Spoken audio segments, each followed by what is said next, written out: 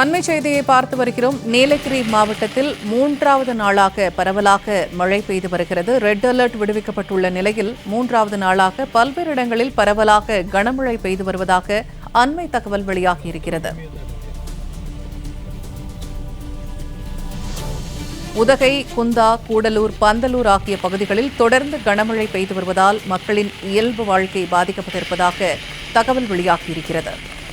கூடுதல் தகவல்களை தருகிறார் செய்தியாளர் சிவகுமார். இப்ப நீலகிரி மாவட்டத்தில் 3வது நாளாக கனமழை பெய்து வருகிறது. ரெட் அலர்ட்டும் விடுக்கப்பட்டிருக்கிறது. தற்போதைய நிலவரம் என்ன? பூனியா மலை மாவட்டமான நீலகிரி மாவட்டத்தில் கடந்த 3 நாட்களாக தொடர்ந்து கனமழை பெய்து வருகிறது.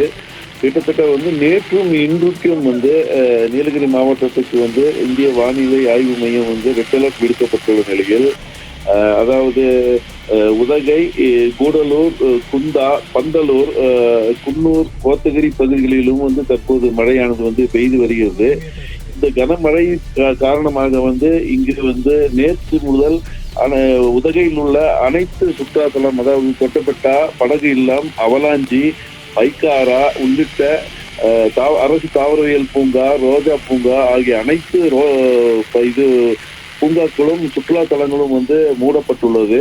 சுற்றுலா பயணிகளின் பாதுகாப்பு கருதி இது செய்யப்பட்டு வந்துள்ளது.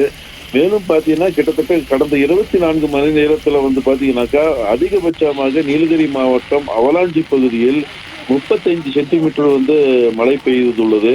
அதற்கு அடுத்தபடியாக அப்பர் பவானி பகுதியில் 30 சென்டிமீட்டரும், எமரால்டு பகுதியில் 18 சென்டிமீட்டரும், கூடலூர் பகுதியில் 15 சென்டிமீட்டரும், சேரங்கோடு பகுதியில் 14 சென்டிமீட்டரும், பந்தலாறு பகுதியில் 14 சென்டிமீட்டரும், மேல்கூடலூர் பகுதியில் 13.5 சென்டிமீட்டர் என அனைத்து பகுதிகளிலுமே தொடர்ந்து மழை பெய்து வருகிறது.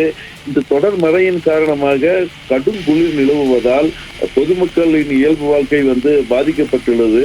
மேலும் இந்த கனமழையின் காரணமாக ஆங்காங்கே மரங்களும் விழுவதால் மின் விநியோகமும் தடைப்பட்டதால் பொதுமக்கள் பெரிதும் பாதிக்கப்பட்டுள்ளது. பூர்ணிமா,